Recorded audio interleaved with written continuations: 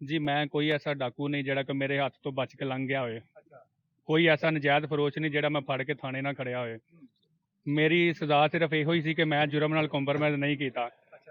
ਔਰ ਜਦੋਂ ਐਸਐਚਓ ਨਿਆਜ਼ੀ ਵਰਗੇ ਜਿਸ ਟਾਈਮ ਵਿਕ ਜਾਂਦੇ ਆ, ਫਿਰ ਮੇਰੇ ਵਰਗੇ ਮਾੜੇ ਬੰਦੇ ਦਾ ਇਹੋ ਕੁਛ ਹੀ ਹੁੰਦਾ ਹੈ। ਆਪ ਹੀ ਵਰਦੀ ਦਿੱਤੀ ਹੈ, ਆਪ ਹੀ ਮੈਨੂੰ ਸਾਰਾ ਕੁਝ ਕਰਦੇ ਕਰਾਉਂਦੇ ਰਹੇ ਨੇ।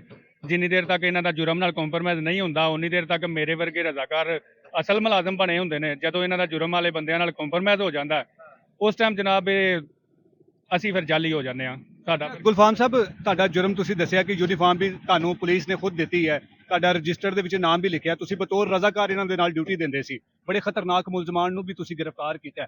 ਇਹ ਕਿਹੜਾ ਮੁਲਜ਼ਮ ਜਿਹੜਾ ਤੁਸੀਂ ਫੜ ਲਿਆ ਸੀ ਕਿ ਜਿਹੜਾ ਪੁਲਿਸ ਦੇ ਅਫਸਰਾਂ ਨੂੰ ਬੜਾ ਨਾਗਵਾਰ ਗੁਜ਼ਰਿਆ ਤੇ ਉਹਨਾਂ ਨੇ ਤੁਹਾਨੂੰ ਹੀ ਜਾਲੀ ਪੁਲਿਸ ਅਲਕਾਰ ਕਹਿ ਦਿੱਤਾ? ਜਨਾਬ ਇਹਨਾਂ ਦੇ ਦੋ ਜਿਹੜੇ ਨਾ ਮੁਲਜ਼ਮ ਸਨ, ਇੱਕ ਜ਼ਿਆਦਾ, ਦੂਸਰੇ ਦਾ ਵੱਟਾ। ਵੱਟਾ ਕਹਿੰਦੇ ਆ, ਵੱਟਾ ਨਾਂ ਹੈ ਉਹਦਾ, ਅਸਲ ਨਾਂ ਦਾ ਮੇਰੇ ਇਲਮ 'ਚ ਨਹੀਂ ਹੈ। ਇਹ ਦੋ ਬੰਦੇ ਇਹਨਾਂ ਨੂੰ ਮੈਂ ਫੜ ਕੇ ਦਿੱਤੇ ਹਨ।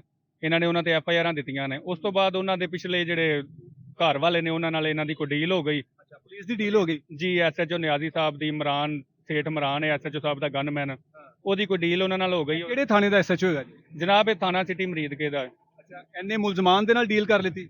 ਜੀ ਜਨਾਬ। ਇਹ ਮੁਲਜ਼ਮਾਨ ਕੌਣ ਹੈਗੇ ਨੇ, ਕੀ ਕਰਦੇ ਹੈਗੇ ਨੇ? ਜਨਾਬ ਇਹ ਨਜਾਇਜ਼ ਫਰੋਸ਼ ਨੇ, ਆਈਸ ਵੇਚਦੇ ਨੇ, ਚਰਸ ਵੇਚਦੇ ਨੇ, ਫੀਮ ਵੇਚਦੇ ਨੇ। ਔਰ ਮੈਂ ਇਹਨਾਂ ਨੂੰ ਫੜਿਆ ਏ, ਮੈਂ ਫੜ ਕੇ ਥਾਣੇ ਖੜਿਆ ਏ। ਉਸ ਤੋਂ ਬਾਅਦ ਉਹਦਾ ਬੱਚਾ ਵੇਚਦਾ ਪਿਆ, ਉਹਦੇ ਬੱਚੇ ਨੂੰ ਫੜਨ ਗਏ ਆ ਤੇ ਉਹਨੇ ਅੱਗੋਂ ਮੈਨੂੰ ਸਿੱਧੇ ਫਾਇਰ ਕੀਤੇ ਨੇ।